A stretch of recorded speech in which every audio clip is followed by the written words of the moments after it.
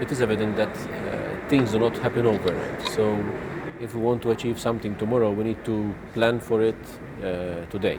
That's the essence of quoting an African proverb. So basically what we launched today as a strategy for a 5-year period, and this strategy is for consultation. So we are eagerly awaiting a response from those who are interested in the African continent, but not only, is that we need to prepare adequately for tomorrow, and we need to start doing that as from today. So basically, nothing happens overnight, and nothing happens without actually planning it most of the time.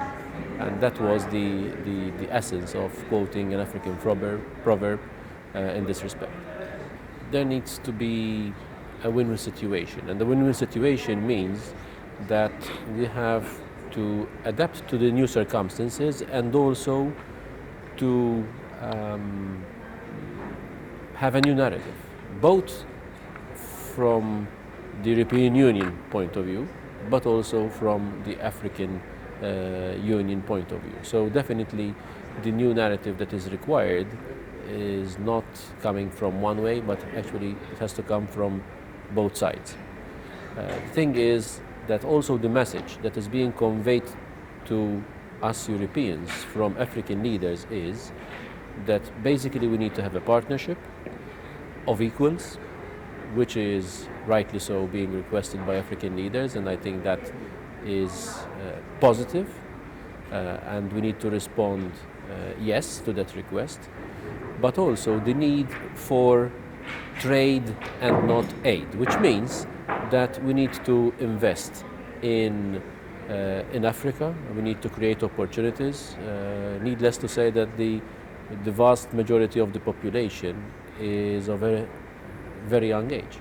So definitely investing in education, investing in training, investing in opportunities, work opportunities, helps in building economies in most of the African countries. Well, we need to continue working. If we take diplomacy, I mean, it's usually it's politicians and diplomats who need to work on that. I don't say exclusively, but mainly. So we need to continue engaging with African leaders, counterparts, in conveying the message and in agreeing on this narrative that is required between both continents, basically. Definitely that is one of the key pillars and elements if one would like to develop further the relationship between not only continents but also between countries. We need to agree at the political level, at the diplomatic level, so things can happen, actually.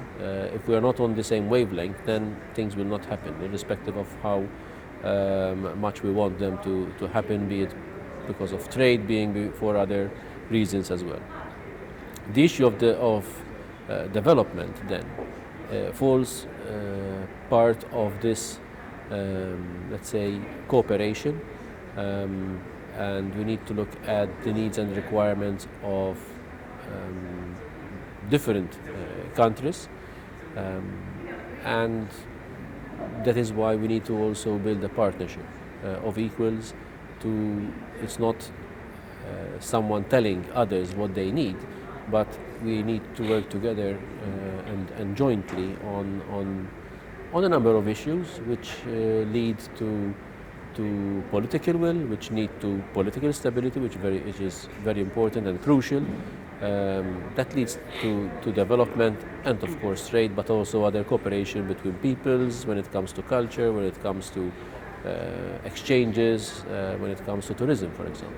By mentioning every type of possible cooperation in different economic activities, it means that we should not leave anything out of possible engagement between businesses and between other entities. So we should not, let's say, restrict ourselves to what we consider to be traditional exchanges or traditional let's say, economic activities. More so when we know that the world is moving towards more ambitious and new technologies. And I think that if we really want that we reap the benefits both at the European, on the European side, but also on the African side, if we really want to not only prepare our economy for the current, let's say, economic activities, we need to prepare also for new emerging technologies. And I think that we need to be ambitious, yes, but we need to work together on the economy of the future as well. We are a country that believes in multilateralism. We are a country that believes that by working together we can achieve more rather than less. So this falls within our belief that by working together both at the European level, but then also with other partners, including countries in Africa, including continents, I think it will be a win-win situation for all. So we don't believe, for example, in trade wars.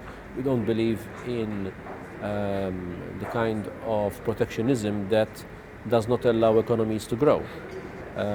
So we need to talk to each other and to find ways and means how we have more cooperation and not less cooperation. I believe that Africa is the player in the global economy, and I think people always have to recognize that everything starts from Africa. If you're looking at minerals, if you're looking at agriculture, if you're looking at fisheries, everything starts from a continent that is extremely rich and that is now harnessing its wealth in order to create value for its people.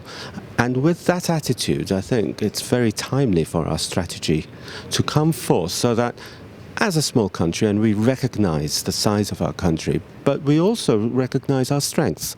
And our strengths are very much in knowledge sharing, in sharing the experience of a country that has built itself up as a previously colonized country into a full and proud member of the European Union.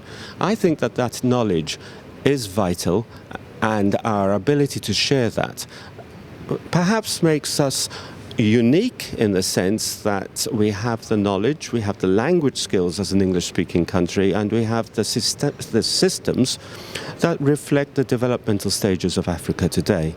So the timeliness of this strategy is clear. I'm very proud of the fact that we are one of the first countries to have a comprehensive strategy for Africa. We are placing Africa at the heart of our foreign policy, and that is something that we can take to the European Union as a message. In addition to our narrative with Africa, I think we have a very important narrative in the European Union. We must share with the European Union the importance of small and medium enterprises. We must share the importance of youth. We must share the importance of digital economies. And these are all areas that Malta has a distinct voice that it can bring to the table. Malta's strategy for Africa focuses on three pillars for collaboration with the continent of Africa, namely trade, development and diplomacy. And it seems to me that these are vital starting points. We're not placing development in the forefront, we're not placing diplomacy at the forefront, we're not placing trade. They're all equally important. But I think that the Maltese approach is nuanced in the sense that our development strategy is to engage on capacity building. Our diplomacy strategy is to recognize just how critical climate change is to the African continent. We share the same sea. We recognize the importance of climate change in fisheries, in agriculture, indeed in migration. So diplomacy, we have a message that we share because we share the same sea. In development, we have a lot to talk about because as a developing country, as a country that has created its own wealth, we have a story to tell. And in trade, I'd like to make one important point on trade, which is that our approach should not be that of simply selling products, but of creating wealth and creating new products for the future. We live in a very exciting time where we have 5D printing about to surface, where we have copyright, where we have fashion, where we have music, and all of these industries are there to be created and to create wealth.